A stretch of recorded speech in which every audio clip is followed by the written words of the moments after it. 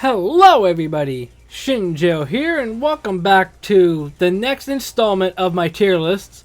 Here I am with Generation 6, and Gen 5 was, at least just based off of the raw footage, almost a half hour long.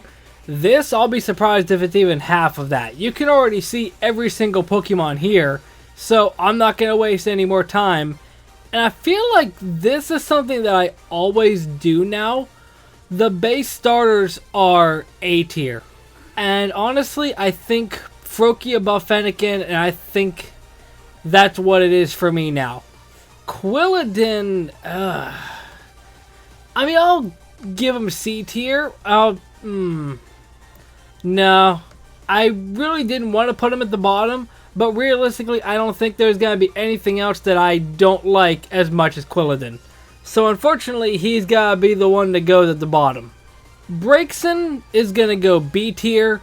Frogadier is gonna go in A tier above Froakie. Honestly, Braixen kind of grew on me. And it might be because Braixen's seemingly more heavily shown compared to Delphox. Like, I think Braixen's in... What's that? Not Pokemon Unite. It's a Pokken Tournament, I think it is. And it just seems like it's more shown compared to Delphox, which is kind of weird. Chestnut, I really like Chestnut, but it's only B tier. Delphox, I think it's there. The typing is cool, but it's kind of unfortunate because Braixen is better in my opinion. Greninja, even though I don't want to admit it, it's going to go in A tier. But let's be real, Ash Greninja does look kind of goofy. Well, right there. I mean, there are moments that it looks cool, but now in hindsight, knowing that they give very little explanation to it, they just dump it in the Sun and Moon, they just, like, kind of seemingly forget about it. It is honestly unfortunate. I think Bunnelby and Diggersby are going to go in C tier. The only thing, in my opinion, that saves them is that they get huge power. Other than that, the typing for Diggersby is cool. Fletchling in its whole line, I think it's just going to be B tier. I don't remember how I ranked the other regional birds, but I feel like that's relatively on par. The only thing I can say is that Talonflame is just a monster in competitive, but I don't really care about competitive. Scatterbug in its line... Honestly, Scatterbug and Spupa are going to go in C tier. Vivion's going to go above just because of the different patterns that it has. But I'm finding very little to even reason with why Scatterbug and Spupa even exist. Honestly, you could probably just take out Spupa and it wouldn't make any difference. Litleo is neat. And I just noticed that both Pyroar are here. I think that's... Actually, I think I do like Litleo more than Fletchling. My favorite thing that I remember, I don't know if this is an obscure fact or not, but Pyroar, I'm assuming both forms of it, get Moxie. It's either that it has very little physical offense or not as much of a big move pool for it or something like that. It's just kind of unfortunate that it gets stuck with an ability that it can't really utilize. The Flabébé line is just a C tier. I don't really care one way or the other. I've never gone out of my way to use it. The colors are unique, but not enough for me to care. Skiddo is probably the same sort of idea as Litleo. It's neat. I think Go-Go's gonna go below Pyroar. I think that's fair. I really like Skiddo. I really like Litleo. But Go-Go, I don't know. Maybe if it wasn't just a pure grass type, I might care more. But I don't know. Pancham is probably just a C tier. I think both of them are just C tier. Actually, I'll put them next to Bunnelby and Diggersby. I think that's fair. I like the unique way with how Pancham evolves. But that's the only thing I can say. Actually, I do think I like Pancham more than Bunnelby. Actually, in that case, I'll put Diggersby below Pangoro, because Pangoro is at least cool compared to Diggersby, as far as design goes. Furfrou, I legitimately forget that this is a Pokemon. The haircuts are a thing only in X and Y, I believe. I don't think you can get it in Oras besides trading, and I don't even know if you can change his haircut there. Esper is honestly A tier. It's really a weird combination of cute and creepy. Meowstic, I like the inverted colors, kind of, that they have, but I don't think they're in the same tier. Honedge, actually, I think the whole line. Why did they feel the need to put both Aegis/forms? Is there somebody that actually prefers the offense to the defense? Honestly, I do, so I'll put it like that. Spritzy and Aromatisse, I will clear the air on this one. Spritzy itself is fine. Aromatisse is not. Slurpuff is fine. I mean, Swirlix. Gosh, I can't even remember which one is which. Slurpuff is at least better than Aromatisse. I remember using a Slurpuff. I don't know if I got this through a trade, but I remember that I had one that had Belly Drum to half its HP, max up its attack, Citrus Berry, and then it has Unburden. And unfortunately, I don't think it gets access to Acrobatics. It would be kind of weird if it did, but I remember just spamming Play Rough with that, basically. Anyway, enough of my life story. Inkay is probably A tier. B tier. I do like Inkay, but not that much. And I think Malamar is probably right there as well, but not as cool and cute as Inkay. I like the unique way that it evolves, even though it's kind of a pain to get my game switched around at the right moment. At least that's just me. But it's a cool typing. I think it's the only Dark Psychic type that we have. May or may not be true. Binacle and Barbaracle. They look kind of odd, but I do prefer at least Barbaracle to Quilladin. Skrelp and Dragalge are just C tier, and it's unfortunate because Skrelp's typing of Poison Water isn't really anything special, but it doesn't make sense to make it a Poison Dragon at its base stage, and I don't know. It's a situation where which type would be better, because even as Dragalge, it still gets a lot of water moves, but it doesn't get stabbed from it then.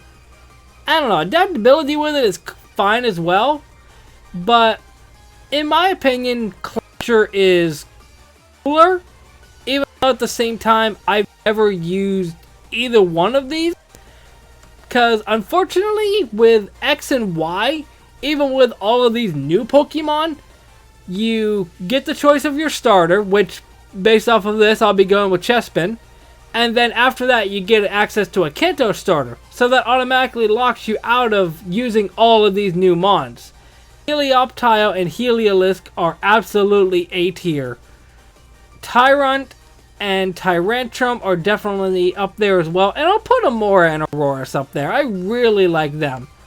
But I think Tyrantrum is going to be S tier. And I think that's the only change I'm going to make. I'll put Heliolisk above Helioptile. Although that's just down to personal preference. Same typing, just better stats, more clearer design. Sylveon, I don't even remember where I ranked any of the other evolutions, but this is the last one. And in my opinion, it's an A tier. It's kind of weird considering that Sylveon is the only evolution in this gen and the last one up to this point. So it's kind of hard for it to stand on its own in that aspect, since every other one has a counterpart to go off of. But Sylveon is honestly really solid, and a neat way to introduce a new typing as well. Hawlucha, surprising nobody that watches any of my videos, is going to go in S tier. Dedenne is probably just B tier. I can't remember what it is. It's either that I wanted to have a physical Dedenne set, but the only physical move it got was Play Rough, or I wanted to have a special set, but it didn't Dazzling Gleam. Something like that with issues with its moveset or something. That might even be only an XY thing, I don't remember. Carbink is just a C tier.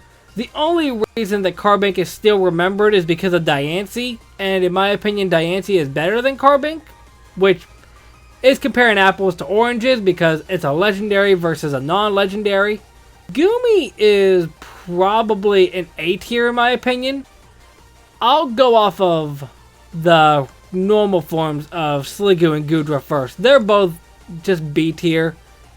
And honestly, I do like the shell aspect with the Hisuian forms, so I'll put him above. Just like this. I prefer Hisuian.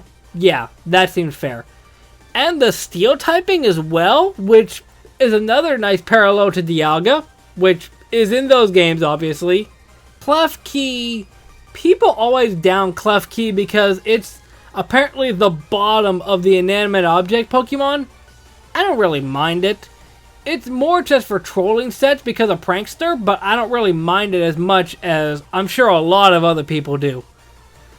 And I think even though they're both ghost grass type lines that evolve through trading, I think that both Phantomp's line and Pumpkaboo's line are both A tier. I don't know which one I prefer. Again, going back to what I said earlier, if you didn't pick Chespin as your starter or give Bulbasaur as a gift, you could use these, but they're also available, I'm pretty sure, pretty late in the game, so you probably don't get an option to even use them? I don't remember. I guess at the end of the day what I'm trying to say is there are so many cool Pokemon in this gen, but unless you go out of your way to avoid these gifts that they give you, and that's not even mentioning the Lapras that you get. There's honestly a lot of cool mons, and then there's Bergmite. I don't really care about Bergmite. And Avalugg, the coffee table, I do like his Hisuian form. That is definitely a step up. Noibat, honestly, Noibat's kind of cute. And Noivern, I think it's gonna go... I don't know if I prefer it to Noibat, because Noibat is just cute, but Noivern is fierce. So I don't know, it depends on personal preference. Xerneas is just a B tier. Yveltal, I would say, is an A tier. Zygarde, actually, I think all Zygarde forms. I forgot there was only 2 other ones outside of base Zygarde. I think they're all A tier. The way they were shown in the anime is neat, but unfortunately they didn't really get a backstory until Sun and Moon, and even then it was just shoehorned in. And Diancie is going to go right there. I think, where did I put Carbink? There he is. Yeah. Step up from Carbink, that's fair. I think Mega Diancie is going to go above, even though 100-point bonus on a legendary Pokemon already is kind of busted, but hey, we have Mega Rayquaza, so anything goes. It's a neat mon, but again, considering it's a legendary, I try not to use it in regular gameplay, and you can't really use legendaries in competitive anyway, so it doesn't really help. Hoopa and its Unbound form, base Hoopa is gonna go in, I don't know, is that base Hoopa or what do they consider it? I guess its bound form is gonna go B tier, but its Unbound form is gonna go A tier. And Volcanion, I'll put it in B tier, but only just because it has a fire water typing. That's a cool typing. Yeah, I think that's fair for my XY Kalos tier list. This honestly feels like it didn't take any time at all, so I'm sure that this won't take long to edit down. Let me know what you think down in the comment section. Let me know if you think any of my picks are spot on or completely wrong. Let me know all that down in the comment section, and I'll see you in the next video. Momentai.